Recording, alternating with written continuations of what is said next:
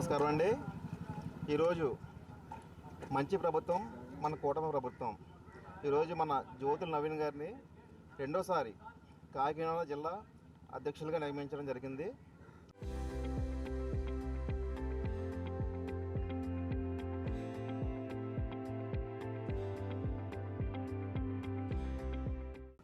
దానికోసం నారా చంద్రబాబు నాయుడుకి, లోకేష్ గారికి ధన్యవాదాలు తెలుపుకుంటూ, మన లోకేష్ గారు పనితనం, కష్టపడే తీరు ఇవన్నీ కూడా గుర్తించి లోకేష్ గారు, చంద్రబాబు నాయుడు గారు మన నవీన్ గారు చేసిన కష్టానికే, నవీన్ గారు చేసిన పాదయాత్రలకే, నవీన్ గారు చేసిన మంచి పనులకి నవీన్ గారిని గుర్తించి రెండవసారి కాకినాడ జిల్లా అధ్యక్ష పదవి మళ్ళీ ఇచ్చారండి. ఆయనకి చాలా సంతోషం అండి. దానికి సంఘీభావంగా నవీన్ గారికి రెండోసారి అధ్యక్ష పదం దక్కిన సందర్భంగా మేమందరం ఆనందంగా ఆ ప్రమాణ స్వీకారం మహోత్సవానికి సుమారు 100 బైకుల పైన బైక్ ర్యాలీకి పెట్టి వెళ్ళడం జరుగుతుందండి కాకినాడ. దీనికి మేము కార్యకర్తలు, నాయకులు చాలా సహకరించారండి. అందరికీ ధన్యవాదములు. మా జగ్గంపేట నియోజకవర్గం 4 మండలాల్లో కూడా జ్యోతుల నెహ్రూ గారు, జ్యోతుల నవీన్ గారు ఎన్నో మంచి కార్యక్రమాలు చేస్తున్నారు. ఎంతో మంచి కార్యక్రమాలు చేస్తున్నారు. జ్యోతుల నెహ్రూ గారు లాంటి నాయకుడు మన రాష్ట్రానికి లేదని చెప్పేసి రాష్ట్ర ప్రజలు ఎంతోమంది బాధపడతారు నాకు తెలిసి. ఎందుకంటే ఆయన నియోజకవర్గాన్ని 4 మండలాలను కూడా సొంత కుటుంబంలో చూస్తారు.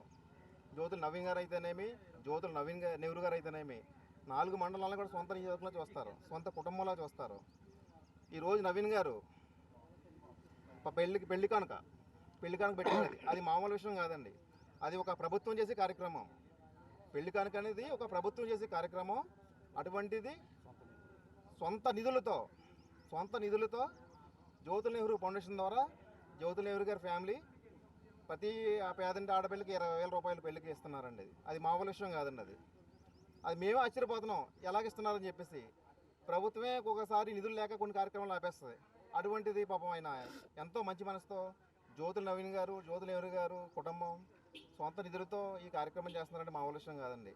ఆ కార్యక్రమానికి చాలామంది ముగ్ధులయ్యారండి ఆ కార్యక్రమానికి. అలాగే మేము నవీన్ గారు అభిమానులు మేము దానికోసం ఎంత కష్టాలు నష్టాలు కోర్చుకున్నా సరే మేము వాళ్ళ వెంటే నడుస్తామని చెప్పేసి ఈ విధంగా మేము తెలియజేసుకుంటున్నామండి.